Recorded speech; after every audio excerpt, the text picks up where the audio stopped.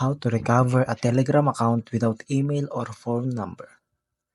Recovering a Telegram account without access to the linked email or phone number is difficult, since Telegram relies entirely on your phone number for security.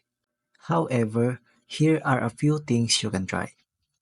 Check if you're still logged in. Before giving up, see if you're still logged into your account on any device, old phone, tablet, desktop, or Telegram web.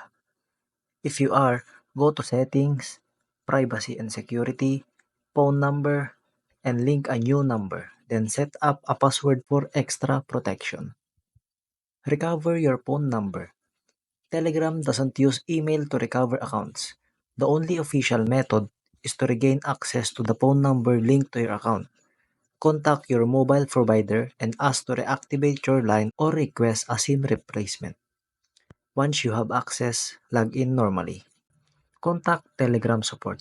If you can't recover your number and aren't logged in anywhere, go to the Telegram support page and explain your situation. Include details like your username, approximate account creation date, and the devices you've used.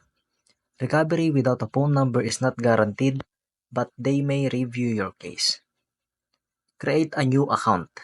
If recovery isn't possible, your only option is to create a new account with a different phone number. Let your contacts know about the change.